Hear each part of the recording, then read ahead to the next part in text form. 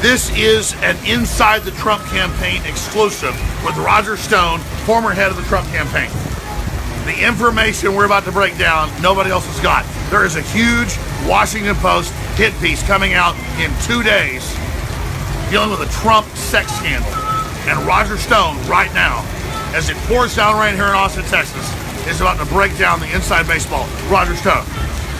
The Washington Post has announced that they will produce a book on Donald Trump prior to the coming election. Initially, they announced that there were 20 investigative reporters on Trump. Now they changed it to 24. I personally was approached by the Washington Post, asked me to speak to a reporter on a background basis about what I might know about Trump.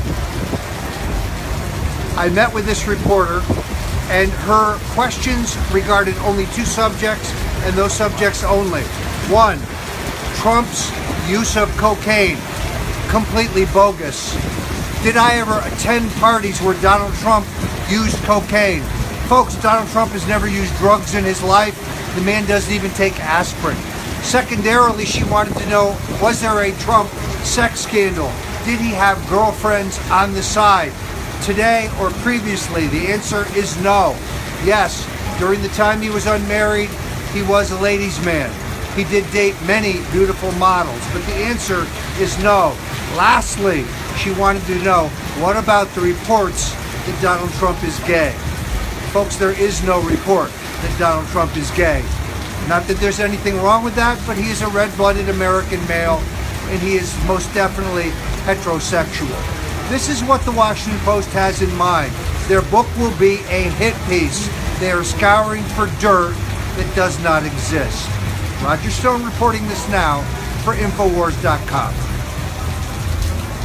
Roger, they are pulling out the stops. You talked about the fake pedophile scandal with Trump because you wrote a book exposing the Clintons and the whole pedophile airplane. That all came out weeks after you said it was going to happen. So expand on this. You warned of their plan to lever Trump on sexual issues. So tie that together. Yeah, this is the second attempt they've tried at this. As you may have seen in Texas only weeks ago, a lawsuit was filed claiming that the pedophile friend of Bill Clinton, Jeffrey Epstein, had introduced Donald Trump to women that he then abused, underage women. This lawsuit was completely, entirely bogus. The person who filed it is anonymous. They claim that they filed on their own behalf without a lawyer, yet the lawsuit was written clearly by a lawyer, and it has been entirely and totally dismissed by a judge because it is a lie. This is the second attempt to smear Trump in a non-existent sex scandal. And let's move over here where it's a little bit less noisy. Let's be clear. I remember a month ago, 5 weeks ago, when Roger Stone said, watch, they're going to put a sex scandal out because you'd written the book, Trump was exposing Clinton and Epstein. It happened just like he said. This guy's so accurate, it's incredible. Then he says, look, it's a fake lawsuit. It's a John Doe fake name. 2 days after it comes out, all fake, that Donald Trump is a pedophile with some young girl made-up name. Because they're scared of Trump, he was bringing out his book on Clinton and the sex abuse and on the whole thing with the Bushes, who are one crime family. He called it, they're countering what Trump's going to do with Stone and others before it happens, and it happened. This is uncanny. This is insane. This is out of control. So Roger Stone, spend a few minutes on VP. I personally like Sessions. A lot of folks think he's the greatest patriot. Where all this is going. Look, I have entire confidence in Donald Trump when it comes to the selection of vice president. He will not take a globalist. He will not take somebody to satisfy the Republican establishment. He will pick somebody whose views are completely synonymous with his. And therefore, at the end of the day, my entire trust is in Donald J. Trump. Now, Roger, specifically though, before it happened, you predicted, because your book and Donald Trump were exposing Clinton's sex crimes and the Epstein airplane, they would do that Trump. They had a fake Jane Doe do it. It came out like you said. What's the next shoe to drop in their counteroffensive? You can look for this. The next offensive is going to be Donald Trump is mobbed up. Donald Trump knows members of organized crime. What is their one piece of evidence? The fact that Trump bought concrete for a construction project from a company in New York City that was controlled by the mob. This company was fully licensed, and you know who else bought concrete from them? The city of New York.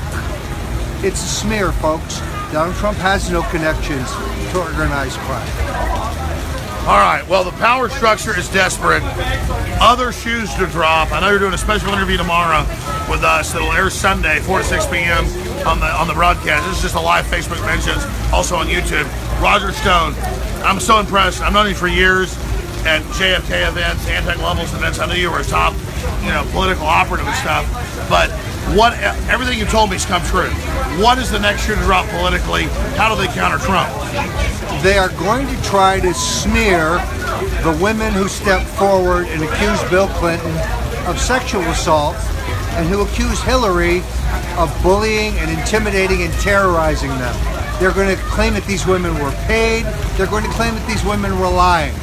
Before it's over, all of them, Juanita Broaddrick, Kathleen Willey, Paula Jones, Christy Zurcher, and many others will speak out. And they are telling the truth.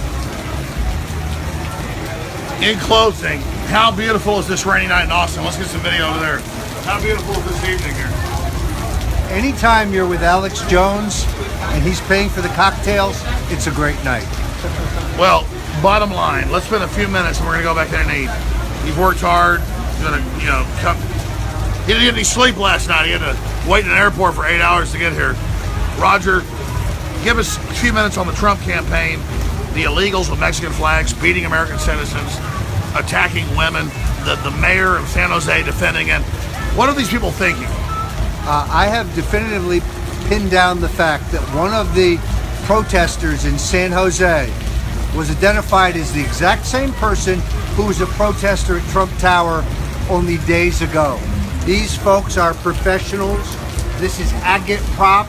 This is a faux demonstration, but I think Soros and David Brock and his Clinton associates have made a huge mistake here. All of this will redound to Donald Trump's benefit.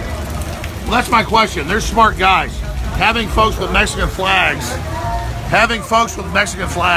attacking American citizens, engaging in all this, beating up women, and they admit they're funding it. What the hell are they thinking? I think they think the mainstream media